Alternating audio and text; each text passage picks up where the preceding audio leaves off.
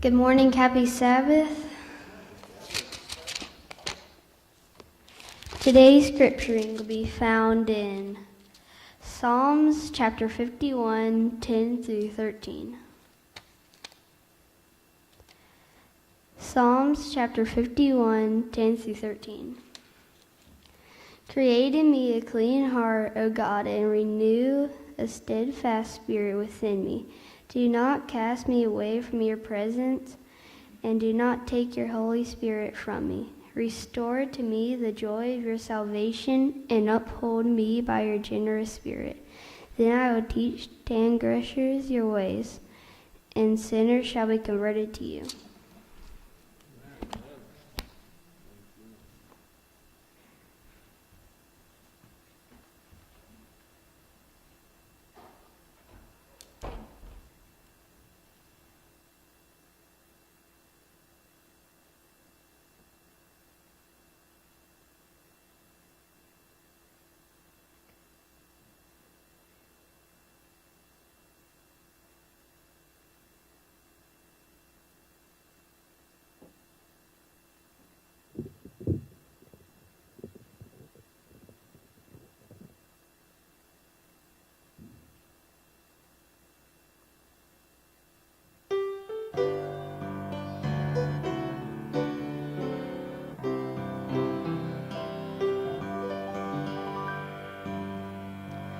That old cross could have been made of steel, for it has lasted 2,000 years.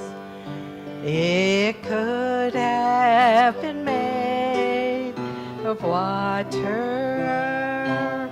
for it has caused oceans of tears. It was made of love that stood the test of time.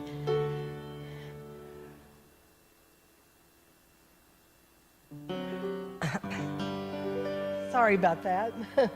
It was made of love that stood the test of time, still pierced it because of love divine. Water and blood I can claim as mine.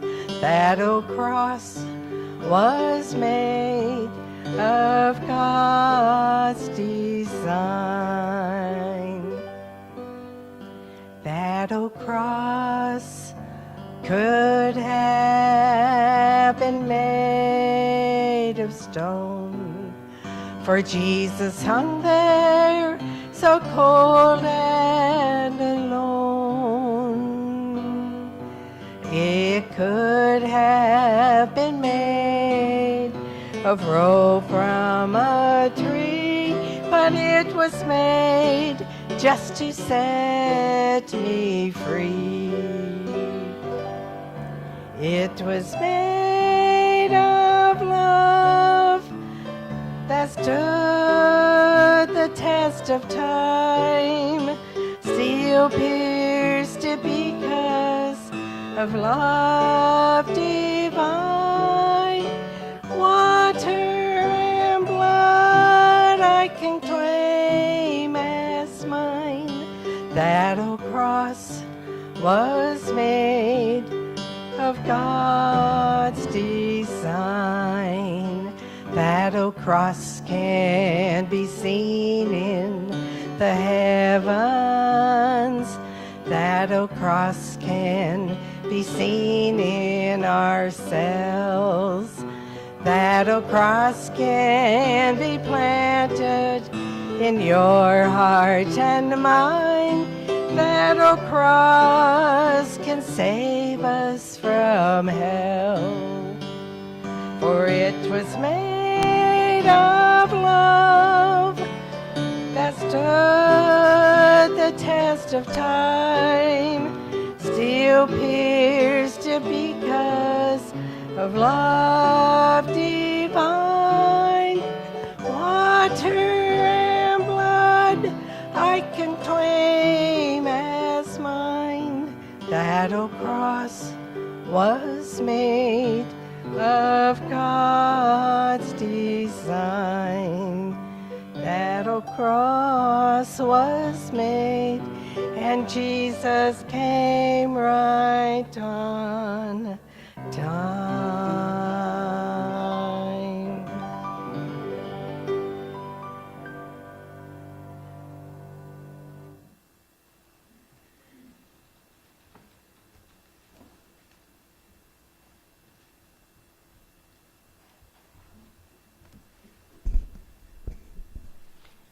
Thank you, Beverly, for reminding us of that story.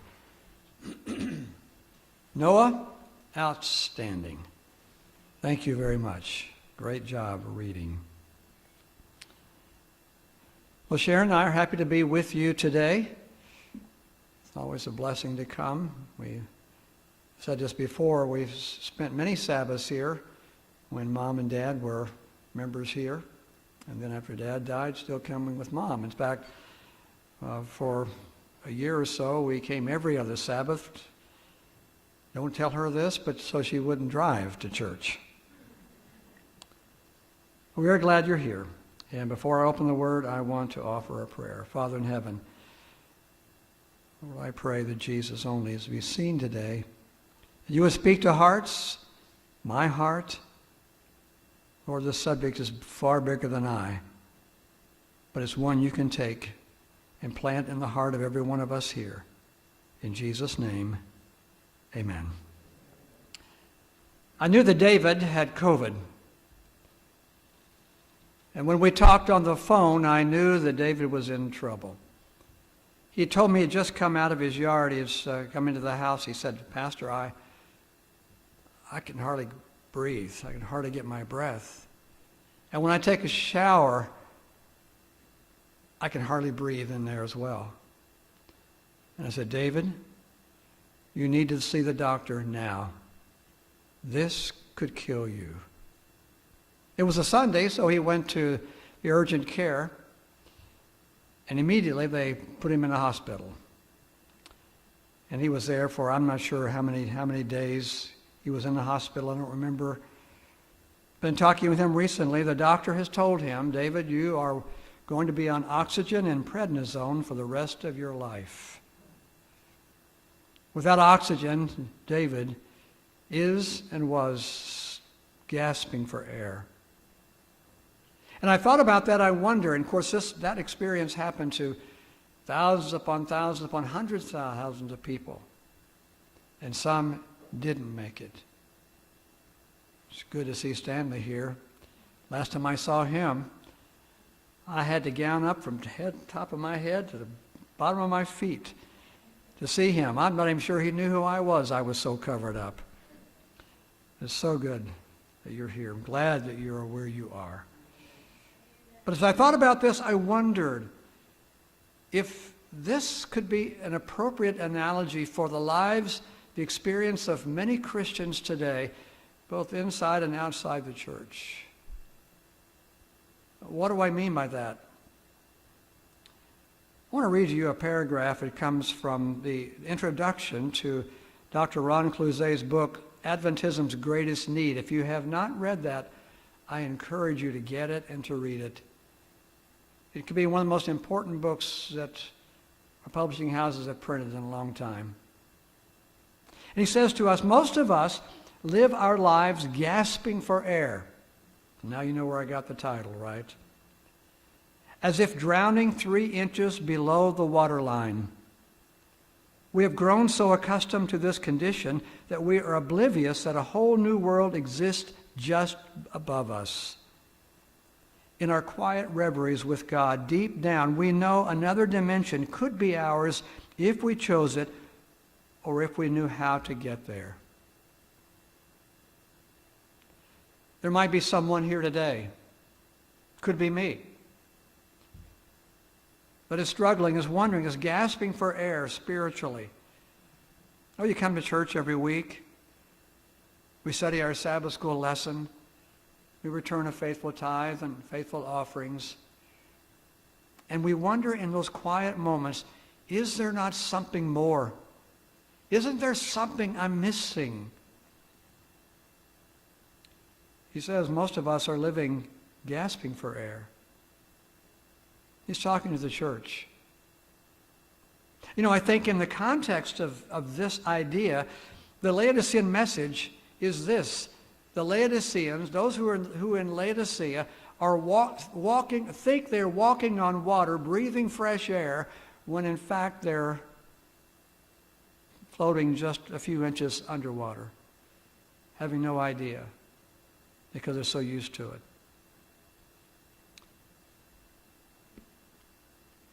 What is this that's missing from our lives?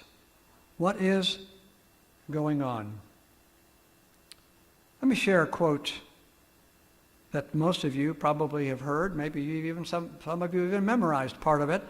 It comes from Review and Herald, March 22, 1887, and more appropriate today than it was when it was written. A revival of true godliness among us is the greatest and most urgent of all our needs. To seek this should be our first work. There must be earnest effort to obtain the blessing of the Lord, not because God is not willing to bestow his blessing upon us, but because we are unprepared to receive it. Our Heavenly Father is more willing to give his Holy Spirit to them that ask him than our earthly parents to give good gifts to their children. But it is our work by confession, humiliation, repentance, and earnest prayer to fulfill the conditions upon which God has promised to grant us his blessing. A revival need be expected only in answer to prayer. Did you catch the three superlatives right at the beginning? Our greatest and most urgent of all our needs. What is that? A revival of true godliness. And that this should be our first work. You know, that sentence should grab our attention, right? We have lots of needs. We have physical needs. We need food, clothing, shelter. We have emotional needs. We have social needs. We have many needs that are important to us. But God says there is one need above all of that, and that is the need for true revival. Now, revival suggests that someone has died or is almost dead, right? And they come back to life. They're revived. We read stories of that. We hear stories of that on the operating table. People who die, and the doctors are able to bring them back to life. Spiritually speaking, I wonder if that isn't our great need. A revival of true godliness. And notice the connection between that revival of true godliness and God's promise to give the Holy Spirit to those who ask him. We read that in Luke chapter 11. I think it's verse 13. But we have a work to play, don't we? Confession, humiliation, repentance, and earnest prayer.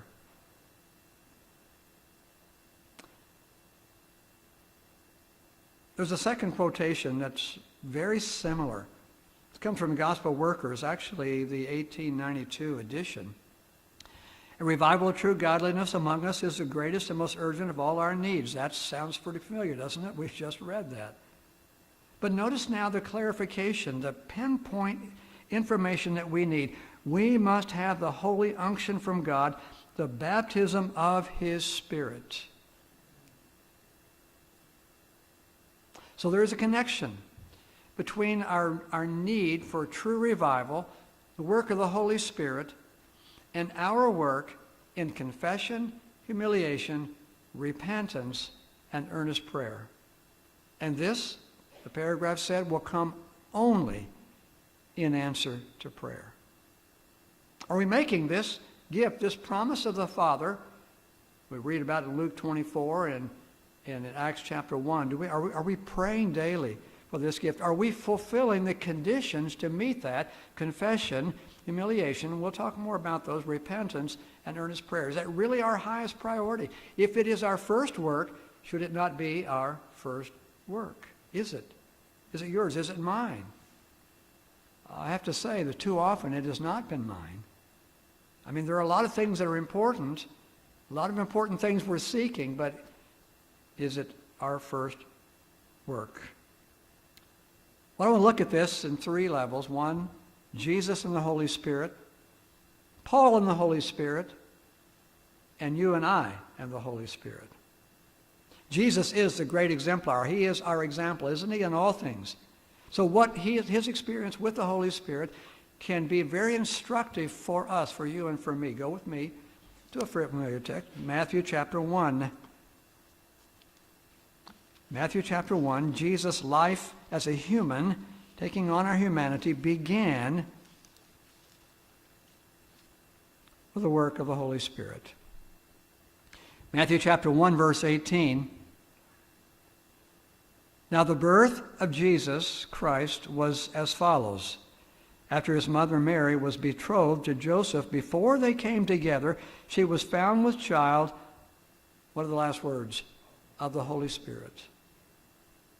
Now, we don't have much information about the childhood of Jesus. That's why I love the chapter in the book Desire of Ages as a child. There's information there that is absolutely powerful. So we don't have a lot of information. We know that he increased in wisdom and stature and favor with God and man, Luke 2:52.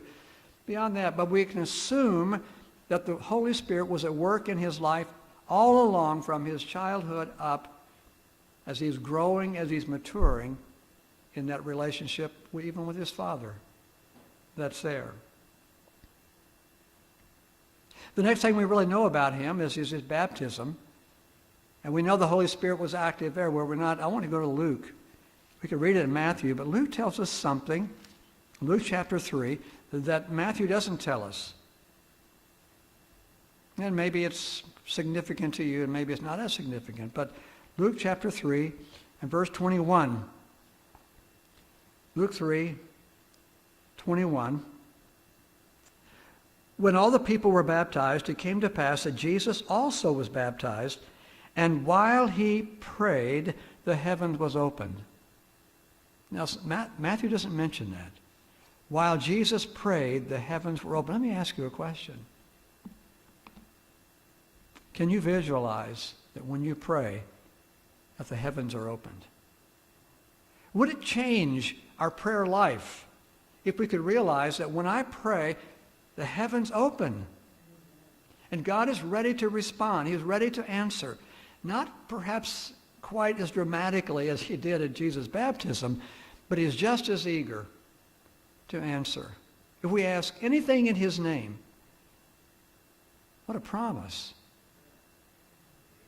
And when we read on, and so what happens? When he prayed, the heaven was open, and the Holy Spirit descended in a bodily form, more like a dove, upon him, and a voice from heaven, came from heaven, which said, "You are my beloved Son, in you I am well pleased." So let's just think for just a moment. You pray, and you imagine, because you believe faith says it's real, that heaven's opened, and God is saying to you, "You are my beloved Son, you are my beloved daughter, in whom I am well pleased." Would that change our prayer life? With that realization, with that faith, with that trust, to know that God is actually hearing. When we think our prayers stop at the ceiling, God hears those prayers. And God is listening. And he pours out on him the Holy Spirit.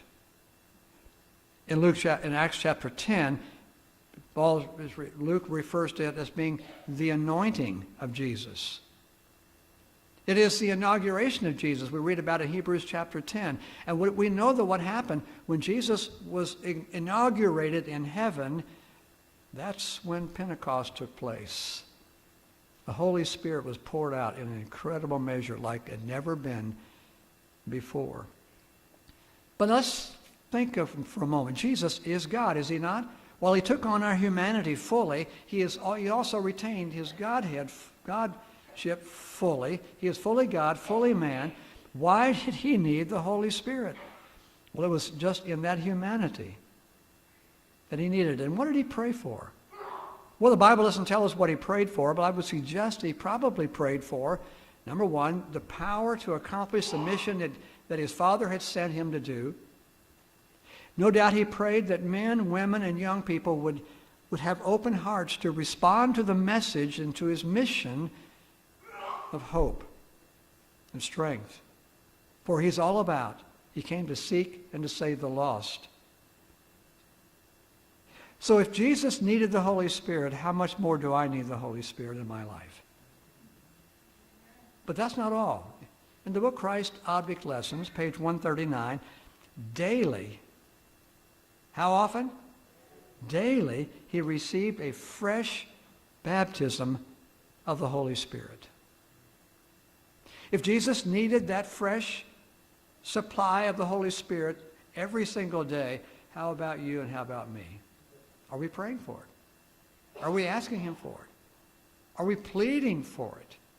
To realize that we will never do, will never be, will never accomplish what God wants us to accomplish or what he wants us to be without the presence and the work of the Holy Spirit in our heart, in my life. It is absolutely essential. In the early part of Jesus' ministry, he was visited at night by a man by the name of Nicodemus. You know that story, Nicodemus, John chapter 3. Nicodemus comes by night. He's impressed with what he has seen, with what he has heard, but because of his leadership position, he doesn't want his cronies to know where he's going. So he slips in by night. And he seeks to engage Jesus in conversation that would somehow help Jesus to realize, well, I think you're pretty cool. And Jesus looks at Nicodemus and said, Nicodemus, you need to be born again. Now that was a slap in the face of a Jew. He was already in the right family. Only Gentiles needed to be born again, not Jews. And then Jesus goes on to say, beginning with verse 5, most assuredly I say to you, unless one is born of water and of the Spirit, he cannot enter the kingdom of God. Now, I would imagine that almost everybody here has been born of water. But have we been born of the Spirit? Without being baptized by water and by the Spirit, we cannot even enter the kingdom of God. So is it important? So we see the baptism of the Holy Spirit is not an option. Some of you, I'm sure, probably shop Amazon. Now, during COVID, everybody shopped Amazon, I think. Have you ever noticed that when you ordered something from Amazon, that down below that, there's a little message that says, people who ordered this also ordered this. Have you seen that? Well, see, do I need that too? Well, the baptism of the Holy Spirit is not an add-on that we buy. We accept Jesus Christ. And by the way, other people who accepted Christ also accepted this. No. This is a life and death issue. We cannot enter the kingdom of God without baptism of water and of the Spirit. Are we praying for that baptism? Or what are we waiting for? We have conditions to meet, right? Confession, confessing our sins. Humiliation. Jesus said, blessed are the poor in spirit, for theirs is the kingdom of God. If I think I'm somebody, guess what? I ain't nobody. When I think Jesus is somebody, that's important. Poor in spirit is recognizing my need, recognizing that I am a sinner, I am a broken human being in need of a Savior. And repentance. And you don't have to work up repentance. Repentance is a gift from God. Romans 2:4 says that the goodness of God, the kindness of God, leads us to repentance. It's when we don't repent to come to God. We come to God so that we can repent. He places in our heart that godly sorrow and that turning away from sin and earnest prayer. Are we meeting the conditions? Once? Twice? At the beginning of our journey? Every quarter of our journey? Or is it an everyday experience? It seems to me it's an everyday experience. One of the last things John records of Jesus' ministry is in John chapter 20. This will be easy to remember. John 20, verses 21 and 22. You got that? 20, 21, 22. John chapter 20, 21 and 22. Verse 21 says, "So Jesus said to them again, 'Peace be to you. As the Father has sent me, I also send you.'" That's John's version of the gospel commission. And he isn't talking just to the disciples that were there that day. He's talking to you and me. He's given, "Go to all the world, make disciples of all nations." But notice verse 22. "And when he had said this, he breathed on them and said to them, 'Receive the Holy Spirit.'" Now, I tried to look up in the concordance that word "receive," and it's the tense. But I think what Jesus is saying, receive. Okay, I got it today. That's all I need. No. It's something that's continuous. We receive. Jesus received it every day. You and I need to receive that gift, that filling, that fresh filling of the Holy Spirit every day of our lives. So let's go to Paul. What did Paul say? Well, in Romans chapter 7, a much disputed chapter. You remember Paul in Romans chapter 7, remember his description. And the question has always been, is this a story, a biography of Paul before his conversion or after his conversion? And my answer is yes. You remember he says, "The things I know I ought to do, I don't do, and the things I know I ought not to do, I do." Can anybody identify with that? Anybody in the house can identify with that? Can't we all? You see, just because I accept Christ doesn't mean I don't have that battle every day. In fact, he gets to the place where he says, I guess I should turn there, Romans chapter 7, verse 24. "O wretched man that I am, who will deliver me from the body of death?" This body of death. You ever felt that way? I've struggled and I've struggled and I've struggled and I give up. Who will deliver me? Verse 25 answers that. "I thank God through Jesus Christ our Lord. So then, with the mind myself, I serve the law of God, with the flesh, the law of sin." Now, let's don't misunderstand what Paul is saying here. He is not saying, once you accept Jesus Christ, you're not bound to follow the law of flesh and sin. When Jesus died and we accept that, we are placed on vantage ground. I now have something promised to me. The work of the Holy Spirit, the fact that Jesus died for me, I now have his grace that says, look, you don't have to do that anymore. You don't have to be a slave there anymore. You can be a slave to me. You now are empowered to live a life that you were designed to live. Are we thankful for that? But verse 8 of chapter 8, it's unfortunate that there's a chapter break here, because the answer he's asking for is still found in chapter 8. Chapter 8, verse 1, "There is therefore now no condemnation to those who are in Christ Jesus," that is, in a relationship to him, "who do not walk according to the flesh, but according to the Spirit." And in this chapter, and we don't have time to read all of these verses, but in chapter 8, he shows us this conflict between the flesh and the Spirit. It's a battle that every one of us faces every single day. But we have to give in to the flesh? No. Through grace, we are empowered to follow the Spirit, to walk in the Spirit, to live in the Spirit, to allow the Spirit to do something in our lives that we cannot do ourselves. But this battle rages. It goes on. Verse 2, "For the law of the Spirit of the Christ has made me free from the law of sin and death." It released me free from the condemnation of the death. It has released me also from trying to save myself by keeping the law. Our law keeping comes as a response of our love for him and the grace he gives us. It's not how we get to Jesus. It's what happens when we come to Jesus. Something he does in our heart, in your life, and in mine. I want to read a few verses. I want you to go to verse 12. Go to verse 11. "But if the Spirit of him who raised Jesus from the dead dwells in you, he who raised Christ from the dead will also give life to your mortal bodies through his Spirit who dwells in you. Verse 12, therefore, brethren, we are debtors not to the flesh, to live according to the flesh. We don't have to do that. For if you live according to the flesh, you will die. And he's talking about spiritual death here. He's talking about the second death.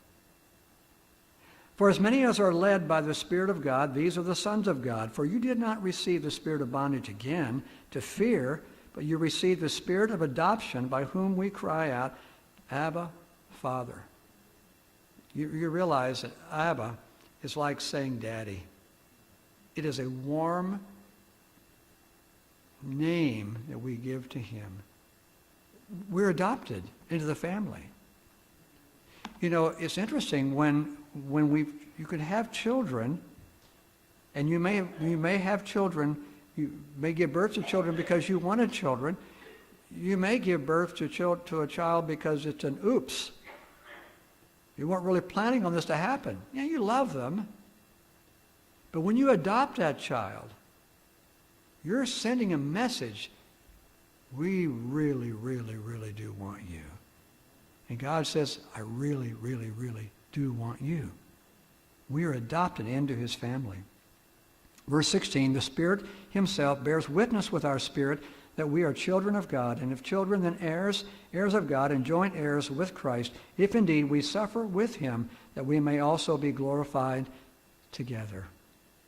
There is this war that goes on. Turn quickly to Galatians chapter 5. It's the other place that Paul talks a lot about this battle that goes on between the flesh and the spirit. Galatians chapter 5, and beginning with verse 16. I say then, walk in the Spirit, and you shall not fulfill the lust of the flesh. It comes down to your choice and God's power, God's grace. You make a choice, a determined choice, a commitment that I am going to walk in the Spirit. I'm going to pray daily for the Spirit. I'm going to daily confess my sins, I'm going to show humiliation by telling God, no, I know I'm a sinner. I know I'm broken. I know I need you. I am not sufficient. But you are. And repentance, which is a 180-degree turn, a gift he gives to you. It's not like your son who told your daughter, I'm sorry. They really are sorry because God has placed that sorrow, godly sorrow, in our hearts. We don't have to make it up. We don't have to force it out like we have. Now maybe you never did that for your parents. Maybe you never had your son or your daughter say to the other one, I'm sorry, but I did. God says, you don't have to make yourself sorry. I can place that godly sorrow in your hearts. It is a gift from him because of his goodness. Walk in the Spirit, and you will not fulfill the lust of the flesh. For the flesh lusts against the Spirit, Spirit against the flesh, and these are contrary to one another, so that you do not do this thing that you wish. Sounds like Paul in Romans 7, doesn't it? But if you are led by the Spirit, you are not under the law. That is, you're not under the law, under condemnation of the law, nor are you under the law in the sense of I am trying to work my way by keeping the law. I'm trying to make myself acceptable to God by keeping the law. I keep the law because he loves me and I love him. And I'm empowered by his Spirit to do just that. I don't have to struggle. It should become more and more and more and more and more natural to follow him. You know, Maury Venden wrote a book years ago. The title was extremely controversial, and I guess it still is today. And you have to understand what Maury is saying, but he said, the title of the book was, Love God and Live the Way You Want to. And you can see why it would be controversial, right? But when you understand the premise of that, if you love God, you're going to want to do and to live the way he wants you to. There's not going to be a conflict there. That's what God wants to do. All right. What about you and the Holy Spirit? What about me? When Jesus met with his disciples, you might go ahead and turn with me to Acts chapter 1. Just before his ascension, there's quite an interesting discussion because the disciples, in spite of it all, had still not gotten it completely. Looking at verse 4, and being assembled together, this is Acts chapter 1, verse 4, and being assembled together with them, he commanded them not to depart from Jerusalem, but to wait for the promise of the Father, which he said, you have heard from me. And by the way, I refer to Acts, the book of Acts, really as the Acts not the Acts of the Apostles, it's the Acts of the Holy Spirit. But I also call it Luke 2, 2nd Luke, because Acts begins where Luke ends. For John truly baptized with water, but you shall be baptized with the Holy Spirit not many days from now. How many days was it?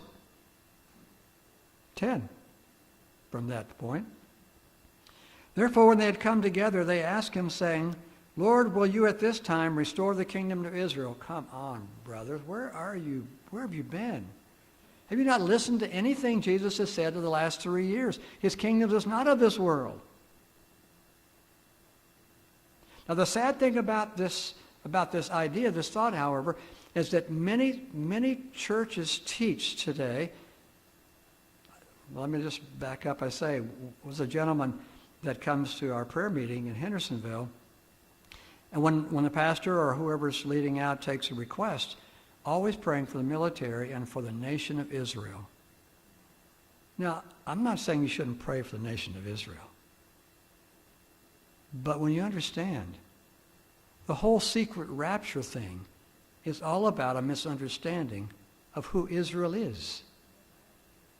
And we have churches we have Christians in the world that would love nothing more than to go to Jerusalem and rebuild the temple. They've never thought about what kind of a war that's going to be. Because you know where the temple should be built, right? Right where the Dome of the Rock is, the mosque.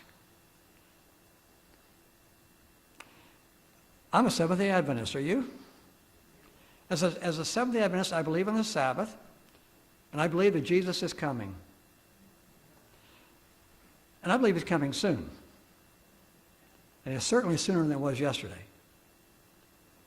Notice what Jesus said in verse 7. And he said to them, it is not for you to know times or seasons which the Father has put in his own authority. Jesus is saying, look, this is not the issue. This is not the issue. You're mistaken about even what it looks like. You know, we are experts at Matthew chapter 24, the signs of the times, are we not? Jesus gave us those signs, and he gives us those signs for one major reason that he repeats 3 times. Do not be deceived, do not be deceived, do not be deceived. False Christs and false prophets. That's an important chapter. But it's missing something. And that's Matthew 25. You see, Matthew 24 tells us about the coming of the kingdom, coming of Jesus. Matthew 25 tells us the condition of the people who are ready for the coming of Jesus. That's critical. So then Jesus follows up by saying, but you shall receive power when the Holy Spirit has come upon you, and you shall be witnesses to me in Jerusalem and in all Judea and Samaria and to the ends of the earth. You shall receive power. When?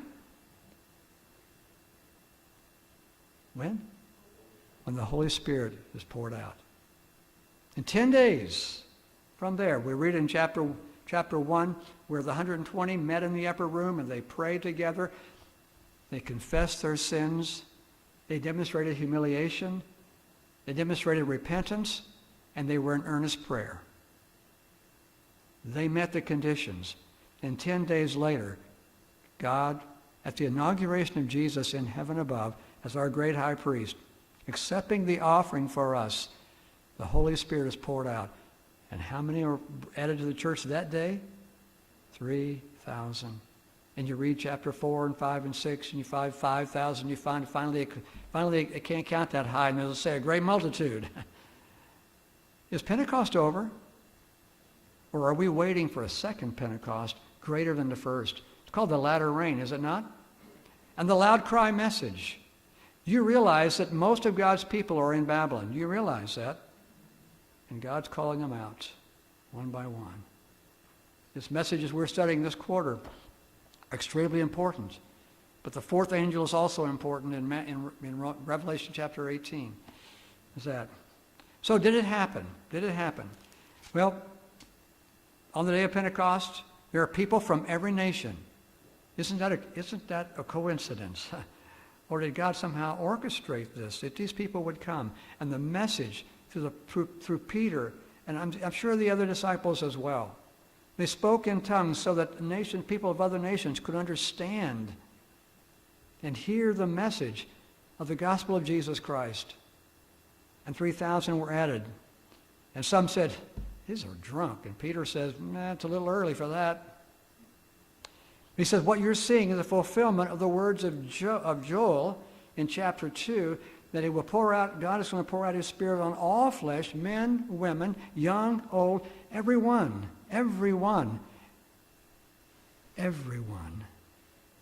No matter your age, no matter whether you're male or female, God is ready to pour out his Spirit on you and on me. But are we willing to meet the conditions? Are we ready to give our sins up to Jesus? Are we ready to lay those sins down at the cross? Going to confess our sins? And sometimes we need to confess them to individuals that we have hurt, and other times only to God alone. Are we in humiliation recognizing I'm a poor, broken sinner in need of a Savior, and I need that Savior every single day? And when God places it in my heart, I repent. It's not just turning around. It's not having just a godly sorrow, but a turning away from sin. I'm not talking about perfectionism here. That's a false dichotomy. That just isn't. God wants us to be like him, to reflect him, and to be more like him every single day. It is a trend of our journey. It's a trend of our life. We're going to have this nature we have until Jesus comes. There's going to be a battle every day between the flesh and the Spirit, but we are empowered to follow and walk with the Spirit. We don't have to give in to the flesh. So my question to you and my challenge to you and to me, this is about me as well, is are you willing to pray with me every day for a fresh supply of the Holy Spirit? Are you ready to commit yourself by the grace of God to meet the conditions of confession, humiliation, repentance, and earnest prayer? It will come only in answer to prayer. It is our greatest need. The true revival is our greatest and most urgent of all our needs. This should be our first work. Are you willing? Am I willing? You see, when Jesus said, when the Spirit is poured out, and you'll be my witnesses, the Greek word for witnesses is the word we get for martyrs. Martyrs gave up everything to teach the gospel. Am I willing to give up anything and everything to teach the gospel, to live the gospel? Father, none of us is capable of this on our own, but you have supplied us with the Holy Spirit. Forgive us where we have majored in minors and we have not understood, perhaps, what our greatest and most urgent of all needs really is and how to get there. And we know that we get there only by a rich supply of the Holy Spirit. And you tell us that you're more willing to give the gift of the Holy Spirit to us than a father is willing to give gifts to their children. So we call, we ask, we plead, not because you're unwilling, but because sometimes our stubbornness gets in the way. So I pray that in the days ahead, we will make this our highest priority, to seek first the kingdom of God and your righteousness, to the presence and power of the Holy Spirit. Do for us, do for this church, what this church cannot do by itself. In Jesus' name, amen.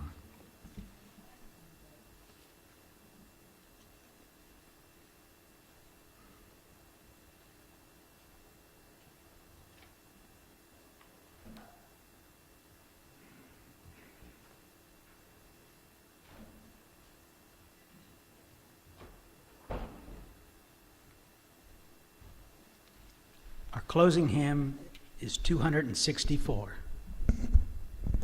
Oh, for that flame of living fire, 264. And please stand with me.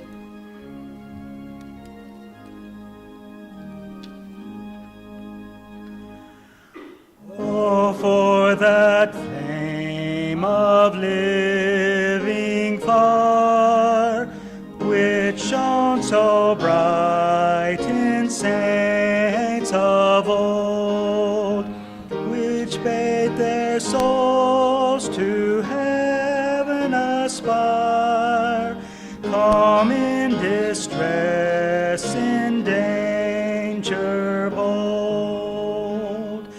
Where is that Spirit, Lord, which dwelt in Abram's breast and sealed him thine, which made Paul's heart with sorrow melt and glow with energy divine? That Spirit which from age to age proclaimed thy love and taught thy ways, brightened Isaiah's vivid page, and breathed in David's hallowed lays. Is not thy grace as mighty now as when Elijah felt its power, when glory beamed from Moses' brow, or Job endured the trying hour? Remember, Lord, the ancient days, renew thy work, thy grace restore, and while to thee our hearts we raise, on us thy Holy Spirit pour.